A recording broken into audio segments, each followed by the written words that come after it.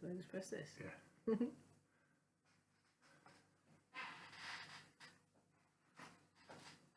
Hiya, good evening. Happy Monday, everybody. Thank you for joining us. I'm Anna. I'm Paul. And we're sharing from the book of Acts from the Bible over the next few weeks. Yeah, still. And tonight we're going to be looking at the question is, do you believe in the power of prayer? Do you believe in the power of prayer?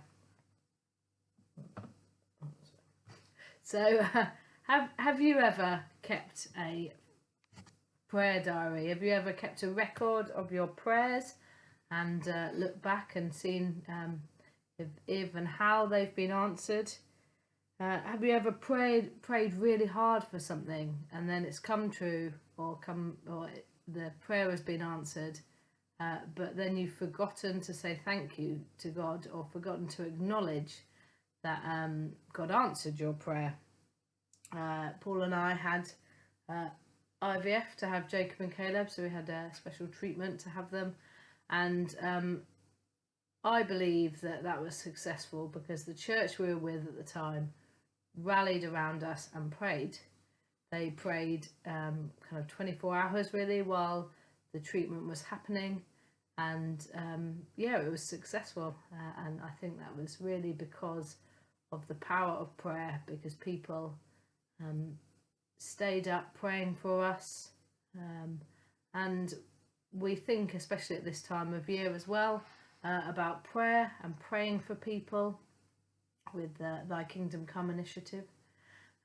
So this evening we're going to read from Acts 12, the whole of the chapter. It's just a short one, and thinking again about the question, do you believe in the power of prayer?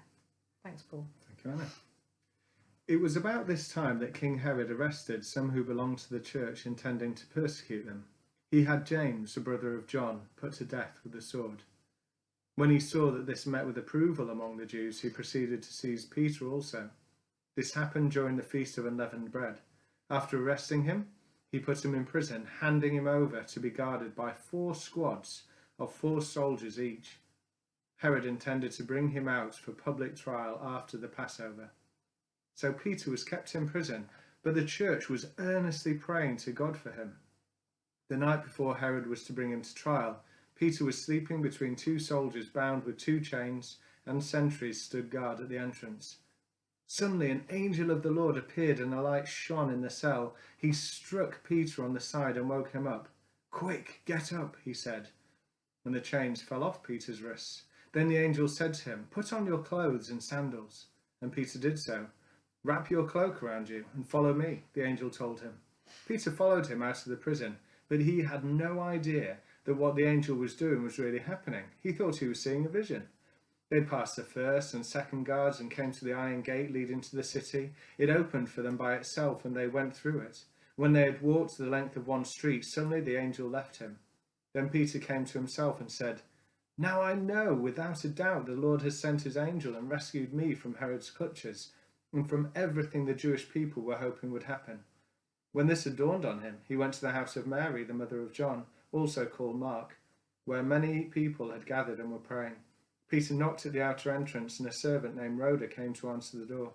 When she recognized Peter's voice, she was so overjoyed she ran back without opening it and exclaimed, "Peter is at the door." "You're out of your mind," they told her. When she kept insisting that it was so, they said, "It must be his angel." But Peter kept on knocking, and when they opened the door and saw him, they were astonished. Peter motioned with his hand for them to be quiet and described how the Lord had brought him out of prison. "Tell James and the other brothers and sisters about this," he said. And then he left for another place. In the morning, there was no small commotion among the soldiers as to what had become of Peter. After Herod had a thorough search made for him and did not find him, he cross-examined the guards and ordered that they be executed. Then Herod went from Judea to Caesarea and stayed there. He had been quarrelling with the people of Tyre and Sidon. They now joined together and sought an audience with him. Having secured the support of Blastus, a trusted personal servant of the king, they asked for peace, because they depended on the king's country for their food supply. On the appointed day, Herod, wearing his royal robe, sat on his throne and delivered a public address to the people. They shouted, "This is the voice of a god, not of a mere mortal." Immediately, because Herod did not give praise to God, an angel of the Lord struck him down, and he was eaten by worms and died. But the word of the God continued to increase and spread. We'll leave it there. Thank you. Okay. So, what really struck me when I was reading this is it says in verse 5, so Peter was kept in prison, but the church was earnestly praying to God for him. And then Peter was released from prison by an angel. And then he turns up at the door and the people are saying, "You're out of your mind." Well, they were praying for him to be released, and then almost didn't really believe that it could be possible that he could be released. God can perform miracles. God can and does answer our prayers. As I was saying earlier about the IVF, he really answered our prayers and the prayers of the church at the time by giving us Jacob and Caleb. So the challenge tonight and maybe for the weeks ahead, could you keep a prayer diary? So the question we're looking at is, do you believe in the power of prayer? And so to maybe record your prayers. I've got one of these. Go Colour. It's talking. It's like a prayer doodle. You write your prayers in. You see, on different pages. That one's slightly girly, maybe. less girly page.